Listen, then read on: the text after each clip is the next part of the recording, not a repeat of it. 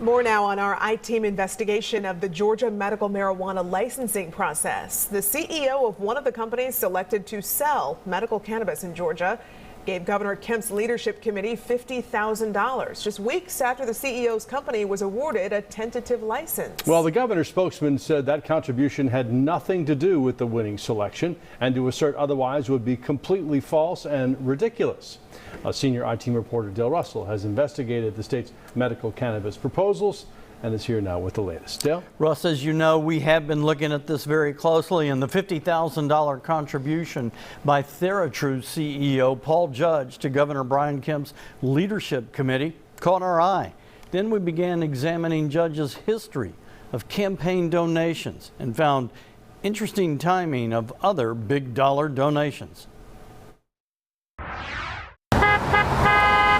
It's showtime in Buckhead. And making sure that we're able to bring you this incredible experience. As the audience flows in and the stage is set up. We're gonna get this show started. But the stars here don't sing or dance. You just show up, tell us about your company. They talk business, startup business.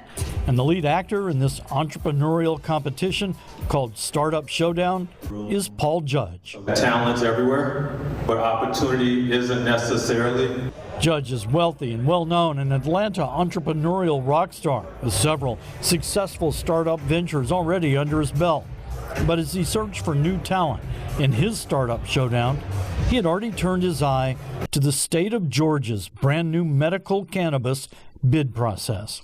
Paul Judge's entrepreneurial spirit has taken him from Buckhead all the way down to the state capitol.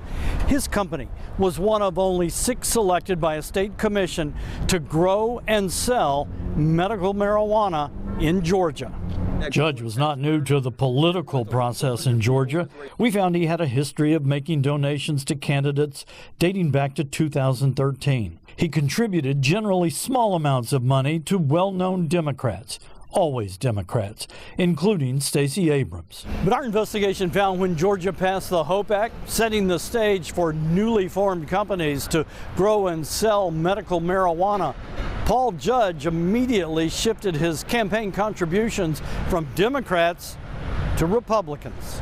About 1 month after the passage of the medical marijuana bill, Judge incorporated TheraTrue, a medical cannabis company. And then he dramatically increased the amount of his political donations and who he gave them to.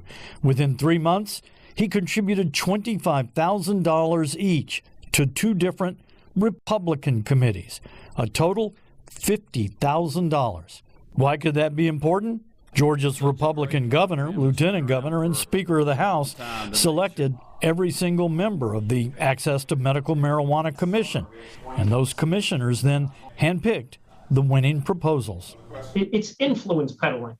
Mark Hershovitz is an attorney who has worked for a Georgia governor and in the political world for decades. He has represented candidates, campaigns, and political interest groups, mostly Democrats. He says the $50,000 in total contributions to Republican committees from a man whose company is preparing a proposal to win a medical marijuana license just looks bad.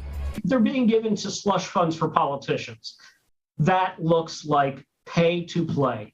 Then some 6 weeks after Paul Judge's company, TheraTrue, was selected as one of only 6 winners for a lucrative license, Judge contributed another $50,000, this time to Governor Brian Kemp's leadership committee. I think that the pay-to-play contributions look horrible, whether anybody's spoken to each other or not.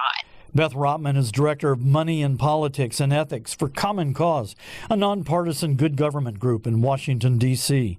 She says she doesn't know who or what convinced Paul Judge to make a total of $100,000 in campaign contributions to 3 different Republican committees. She says the problem lies with the Georgia legislature.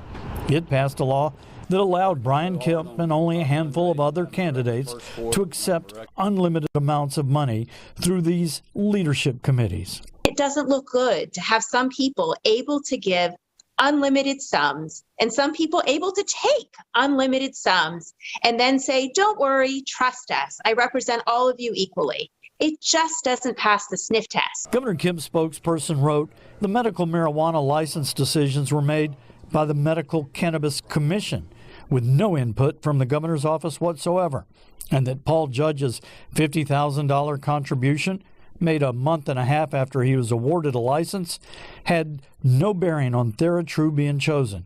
Any accusation to the contrary is ridiculous and completely false.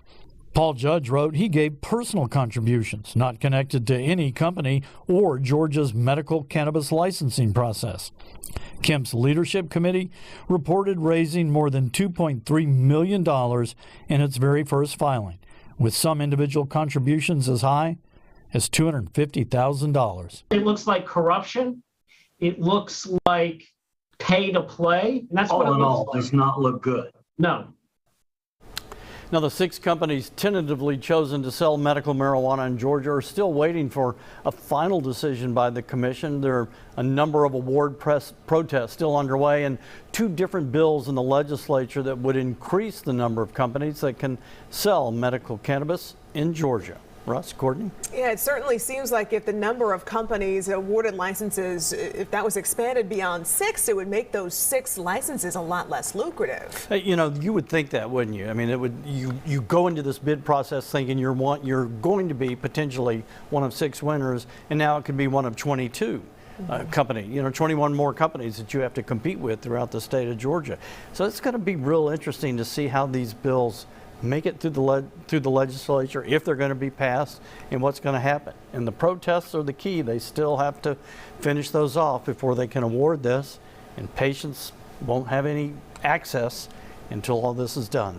All right. A lot of money at stake, obviously. Yeah. A lot. And, well, you're very good at following the money. We've been trying. All right. Thank you, sir.